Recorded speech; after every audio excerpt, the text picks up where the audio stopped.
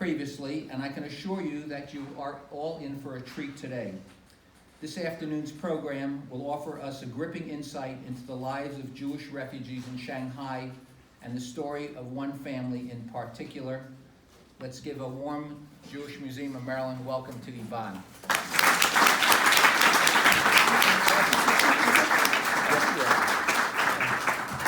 Good afternoon, everybody. The story that you are about to hear is a little-known part of Jewish Holocaust history. I have always believed that the most interesting thing about me was where I was born. I was born in Shanghai, China. Why was I born in such a strange place? And what was it like living as a Jew in Shanghai, China in 1944?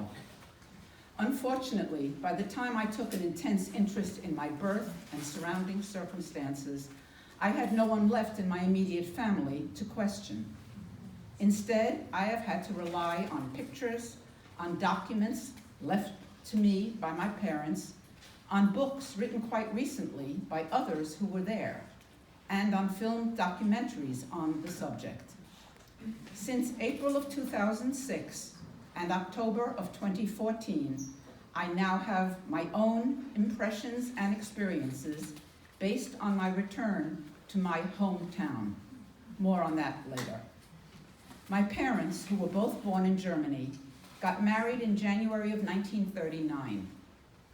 The Nazi terror, beginning in 1933, culminated in the debris and shattered glass that hit hundreds of Jewish stores, synagogues, and homes during the Kristallnacht pogrom on November 10, 1938. It shattered more than the windows of German Jewry. It shattered their deeply entrenched illusions of security and rootedness. As the persecution of the Jews was rapidly progressing, my parents realized it was time to take flight. My mother always told me that her honeymoon was a boat trip to China, so I assumed that they left Germany right after they were married. Upon leaving Germany, each person was allowed 2 suitcases and 10 marks, the equivalent of $8. The ship on which they arrived in Shanghai was the Count Biancamano, which left out of Genoa, Italy. I understand it was a month-long journey. Arriving by ship, they stepped from what was merely the facade of a Western metropolis into a city teeming with 4 million Chinese, where the world's prime examples of utter squalor existed side by side with unheard of luxury. By the end of June 1939, nearly 10,000 European refugees had escaped to Shanghai in less than 7 months, and thousands more would come, totaling close to 20,000. They went to Shanghai, an open port city requiring no papers because there was no other place in the world that would take them. Can you imagine the adjustment to be made by these Europeans upon landing in this very foreign land with very foreign language? These immigrants came unprepared for the climate, the sanitary, economic, social, and linguistic conditions which they encountered. They arrived without the proper clothing to face the hot, humid summers, the freezing winters, and the rainy season in between. The climate, the customs, the dress, nothing was even remotely familiar. These refugees would encounter unimagined deprivation. But they somehow managed not only to exist, but to make a life for themselves in this strange land. Not all managed. Many simply could not adjust. But eventually, they built a little Europe surrounded by Asia. There was some help given by the local and American Jewish communities, but mainly by hard labor, resourcefulness, and imagination. Viable institutions and a new community were established that molded a sense of kinship out of what had been a heterogeneous mass of individuals from Europe. A self-governing Jüdische Gemeinde, or Jewish Community Association, was formed to concern itself with the religious needs of the Orthodox, conservative, and liberal Jews, as well as to provide basic Jewish education and legal services. Jewish youth groups were established. Viennese cafes flourished. 3 German daily newspapers were published. A Shanghai Symphony Orchestra performed. Bookstores with books in English, French, and German opened. Theater and opera performances were held, and sports teams were formed. Schools were operated for all grade levels, and friendships there were forged for life. I witnessed this firsthand on my extraordinary first reunion trip. In order to earn a living, some refugees started small factories. I like this story of 2 families who had manufactured candles in Vienna and established a similar business in Shanghai. They began by selling yahrzeit memorial candles to the Chinese, leaving samples burning at Chinese shops. When the amazed shop owners found that these candles would burn for 24 hours, they bought dozens of them. Entire blocks were remodeled into thriving businesses: butchers, pharmacies, watchmakers, restaurants, dry goods, a movie theater.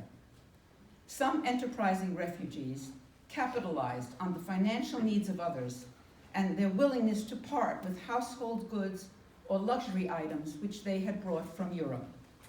Second-hand shops paid cash for this property, which the refugees could no longer afford to keep. My father's shop, which he ran with my Uncle Max, was just such a shop, although the window read Schokoladen, Zigarren, and Zigaretten. On December 7, 1941, when the Japanese bombed Pearl Harbor, the Jewish refugees who had fled the war in Europe found themselves doubly trapped now in China, as Japan had formed an alliance with Germany. Germany had wanted the Japanese to get rid of the Jews in Shanghai. The plan was to put them all out to sea on barges and abandoning them there. The Japanese wound up never harming these Jews, but granting them asylum in Hangzhou, part of the Japanese-controlled sector of the international settlement. Before the spring of 1943, refugees could live where they pleased depending on their financial situation, and many managed to restart their former careers as doctors, dentists, and other professions. In 1943, when the Japanese created the Hangzhou ghetto, everything changed. All Jews were ordered into this section, less than 3/4 of a square mile, housing more than 16,000 refugees, to live among 100,000 Chinese already living there. This ghetto had no physical barriers or barbed wire. A permit was required to leave this section of the city. This area still exists today, and visiting there was the highlight of my return trip. As you can imagine, the living conditions were horrible, as fuel and food dwindled. Houses had about 10 rooms, some no more than 8 by 8 feet. Whole families lived in a single room, with several families sharing the primitive facilities. The walls were paper thin. Few homes had toilets. Near the entrance to a house was a bucket with a seat on top. Every morning, a coolie went from door to door with a pushcart to empty these honey buckets, as they were nicknamed. These houses were all connected by a grid of narrow lanes or alleys where the children played. The water supply often contained raw sewage. The 3 H's, hunger, heat, and humidity, threatened and killed many of the people. In 1 month of August alone, 31 people died of heat prostration. There existed poor environmental and sanitary conditions and totally inadequate nutrition. Unfavorable climate conditions, combined with the poor physical conditions of many of the refugees, precipitated constant fear of contracting one of the many communicable diseases prevalent in the city. The most common were dysentery, typhus, beriberi, cholera, and many parasitic worm diseases. Bread was always sliced extra thin so that worms could be easily spotted. It was miraculous that few epidemics broke out, and credit goes to a devoted staff of refugee doctors and nurses. A personal aside, I had a brother, Peter, who was born in August of 1942 and died in September of 1943. The cause of death, I was told, was malnutrition. His grave no longer exists. 3 cemeteries filled by these refugees were bulldozed during the Cultural Revolution, and factory buildings were constructed on those sites. There are continuing efforts being made to find the marble headstones from these cemeteries, which apparently were used around the city as stepping stones and construction materials. The search involves looking for Hebrew writing or a Mogen David. More about this effort later. What I never realized was that having been born in Shanghai was considered almost a miracle. It seems that abortions performed by doctors far outnumbered the deliveries, on an average of 2 a week. Going through a pregnancy, giving birth, and trying to sustain an infant was far too perilous. Despite the loss of my brother, my parents did decide to try again. Living in China did not shelter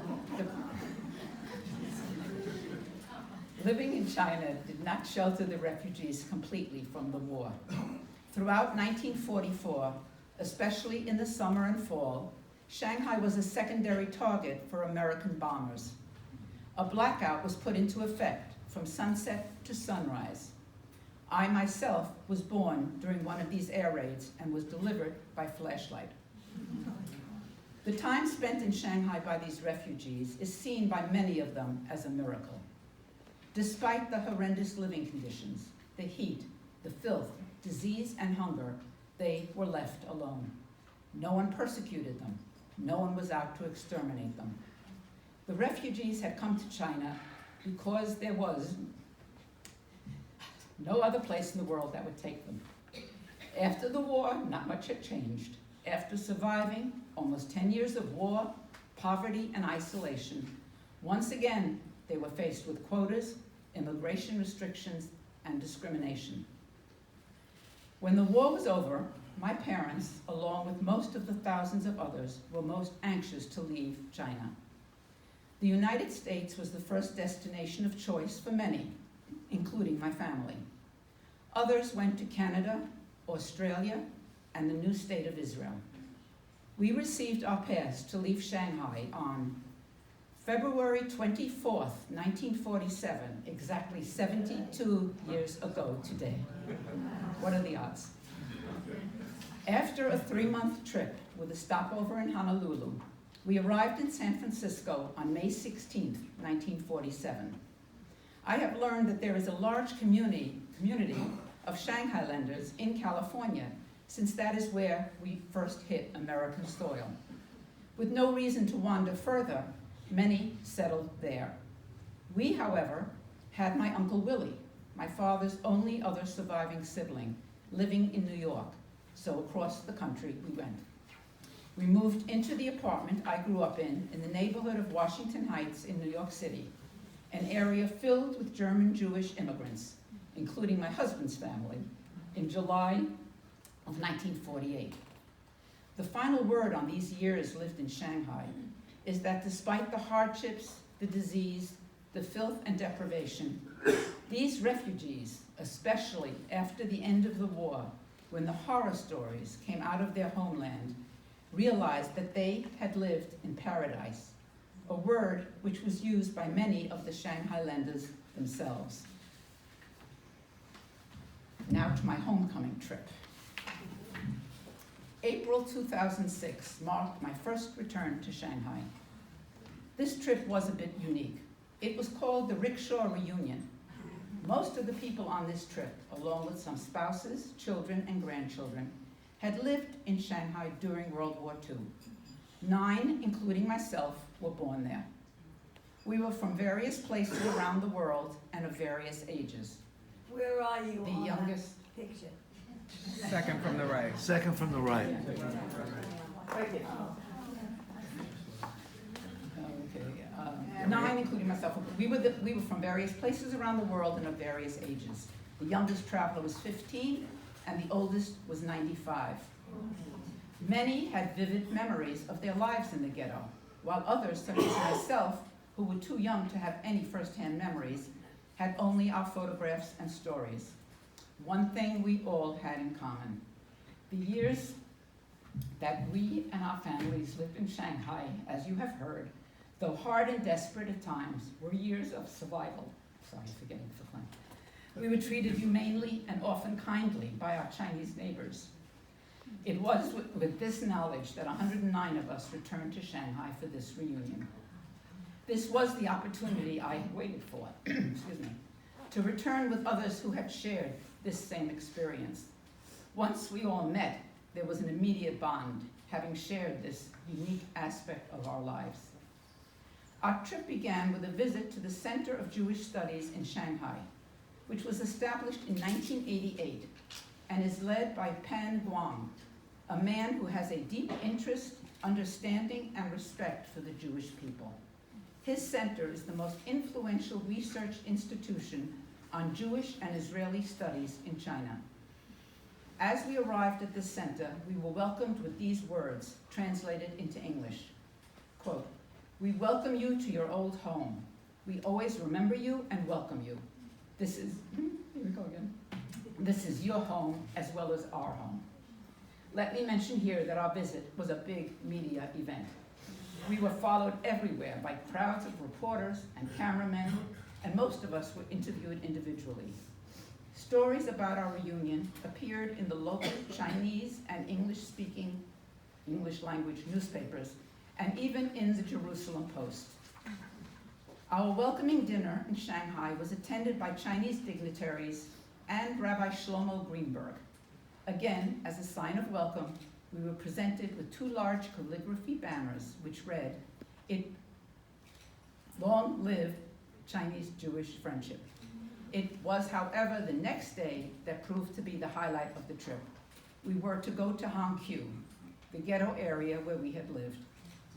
As a group, we walked together to Wayside Park, wherein stands a granite monument with words written in English, Chinese, and Hebrew. In part, it reads, "Thousands of Jews came to Shanghai fleeing from Nazi persecution. Japanese occupation authorities regarded them as stateless refugees and set up this designated area to restrict their residence and business." As we approached the monument, the music from Schindler's List was playing, and needless to say, we all lost it. Add to this the sight of elderly Chinese people who still live in this area, standing all around the perimeter. They were all smiling and nodding as if to say, "We remember you and welcome you back." It was an incredible moment, as you can tell. While at this park, there was a banner laid out across tables, which we were all asked to sign. It was to be used as a petition to UNESCO in an attempt to preserve and dedicate the Hangqiu Ghetto area as an area of historical significance within the planned urban renewal of Shanghai. From the park, we walked to the Ohel Moshel Shul, built in 1927, where we met Davia Bagal, an Israeli journalist and tour guide, who is making an effort to recover headstones from the 3 Jewish cemeteries that were destroyed and which no longer exist. As of our visit, he had found 85 tombstones since he began his search at that time 5 years prior. He hopes to build a memorial with the goal of saving, restoring, and documenting this piece of Jewish history in Shanghai. I personally am hoping he recovers the headstone of my brother, Peter Human. This shul is now the Shanghai Jewish Refugee Museum. While in the ghetto, many who were old enough to remember their lives in Shanghai returned to the houses that they had lived in. some of which are now still inhabited. One man actually recognized some of his family's furniture, which was still being used. On many doors, the outlines of the mezuzahs, once affixed there, could still be seen. My house no longer exists. The address of my father's shop is on a street where all the buildings were slated to be torn down. For Friday night, some of us had prearranged to attend Shabbat services and to have dinner at the local Chabad shul, led by Rabbi Greenberg, who was originally from Brooklyn, New York. This Shanghai Jewish Center, dedicated in 2006 after our visit, has a synagogue, a Hebrew school, a kindergarten, and a preschool. They hold daily services and serve kosher Shabbat dinners. There now exists a new Jewish community, created mainly by American, European, and Israeli organizations and businessmen. I understand that community life is thriving. Over 100 people attended this Chabad Lubavitcher service. Some residents, some businessmen, an entire group of Israelis, and even some young adult women. The women sat behind the mechitza, and the Sephardic service was unfamiliar, but all of us enjoyed a full kosher Shabbat dinner, and the entire experience was quite amazing. Because of this trip, we now have friends in other parts of the world, friends that seem much more like family. We have a fuller understanding and appreciation of the sacrifices made by our parents, and we are forever indebted to the Chinese people for giving us shelter and letting us live peacefully among them. Despite negative press about China's lead contamination and human rights violations, to me and others like me, we would not be alive today were it not for the Chinese government and the Chinese people. They saved us. They literally opened their arms to us as the rest of the world turned their backs. In October of 2014, I had another opportunity to visit my hometown. My husband, Rennie, who has for many years taught leasing for the International Council of Shopping Centers, was invited to Shanghai to teach a course. I immediately volunteered to go along. After leaving Shanghai, we went on to visit Beijing, Xi'an, and Hong Kong. But this return trip to Shanghai was special in many ways. I made 2 visits to the Shanghai Jewish Refugees Museum, which I now refer to as my museum. I donated both my original birth certificate and my brother Peter's death certificate. They held a little ceremony, and should any of you happen to visit there, please look to see what they've done with my donations. A wall had been recently erected, which contains, etched in bronze, the names of all the Jews that lived in this ghetto area of Shanghai. I found my name along with those of my parents, my brother, and my uncle. I was also taken by a young volunteer who spoke English to a lane or alley, which she claims was the address where we lived according to my birth certificate. This area is still inhabited by the local population and is still very primitive. I was treated like a special visitor and was told again, Shanghai will always be your home. I have tried with this presentation to give you a taste of my background and our trips. I've emphasized the Jewish aspects, which were also the highlights. From my talk today, I wish for each of you to take away the knowledge of this piece of Jewish history and the understanding that a time in the world when so few were there for the Jewish people, this city of Shanghai in this foreign land served as a safe haven for so many. For this, we should all be grateful.